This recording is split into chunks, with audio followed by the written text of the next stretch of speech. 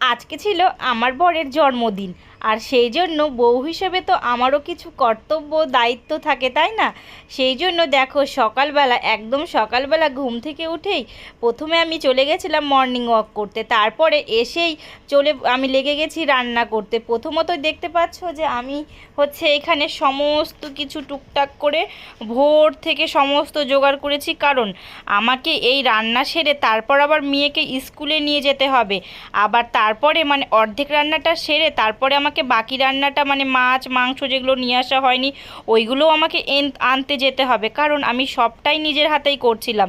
সেই জন্য প্রথমতই আমি সকালবেলা উঠে সমস্ত মশলাপাতি কেটে তারপরে সবার প্রথমে কিন্তু আমি তার জন্য পায়েসটাই করেছিলাম, কারণ জন্মদিনের কিন্তু সবচেয়ে মানে বেশি গুরুত্বপূর্ণ হচ্ছে এই পায়েসটাই। তো সেই জন্য প্রথমে পায়েসটাই আমি বানিয়েছিলাম, আর বানিয়েছিলাম এই আনারসের চাটনিটা। তো এই আনারসের চাটনির ভিডিওটা আমি তোমাদেরকে পরের ভিডিওতে শেয়ার করব কিভাবে বানিয়েছি।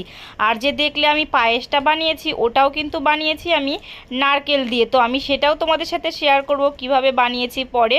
তো এইখানে দেখো সকালবেলার খাবারে কিন্তু আমার এই দেখো পায়েস আর লুচি বানিয়েছিলাম।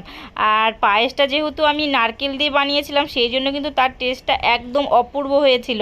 আমার বর তো বারবার বলছো। তারপরে চলে আসলাম মেয়েকে স্কুলে দিতে, স্কুলে দেওয়ার পর তারপরে এইদিকে চলে আসলাম বাজারে এসে ভাবছি কোন ইলিশ মাছটা নেব। তো একটা বড় সাইজের দুটো ইলিশ নিয়েছিলাম, আর তারপর নিয়েছিলাম চিকেন, যেহেতু আজকে সোমবার আর আজকে শ্রাবণ মাস চলছে, এই জন্য না আমাদের এইখানে খাসিটা কাটেনি, সেই জন্য চিকেনটাই নিয়ে আসলাম। আর ইলিশ মাছ নিয়েছি, আর নিয়েছিলাম এই যে আমি এখানে সবজি, কারণ এই সবজি লাগবে আমাকে ফ্রায়েড রাইস করব, সেই জন্য আমাকে সবজিগুলো লাগবে। তারপরে এইখান থেকে আবারও চলে আসলাম মিষ্টির দোকানে, যেহেতু জন্মদিনে একটু মিষ্টি না থাকলে হয়। বরের পছন্দের কয়েকটা মিষ্টি আমি নিয়েছিলাম, 7 রকমের মিষ্টি, 7 রকম বললে ভুল হবে, 8-9 রকমেরই নিয়েছিলাম।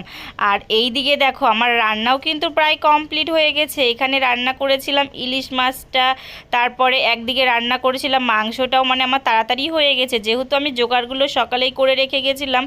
আর এই দিকে দেখো ইলিশ মাছটা দেখতে কিন্তু এত সুন্দর লাগছে, খেতেও কিন্তু দুর্দান্ত হয়েছিল আমার বর বলেছে। আর এই দিকে দেখো আমার ফ্রায়েড রাইসটাও হয়ে গেছে।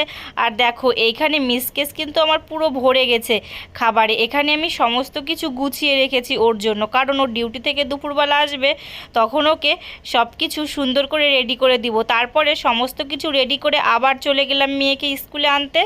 স্কুলে যখন আনতে যাব সেই সময় আবার কেকের দোকানে আসলাম, যেহেতু রাত্রেবেলা কেক কাটা হবে। আর এখন যদি ঘরে যাই আবার তো বাইরে আসা যাবে না, এখন তো বৃষ্টির ওয়েদার, যে কোনো সময় বৃষ্টি চলে আসতে পারে, সেই জন্য একবারেই কেকটা নিয়ে চলে গেলাম। তো কোন কেকটা নিয়েছি তোমাদেরকে পরের ভিডিওতে অবশ্যই দেখাবো।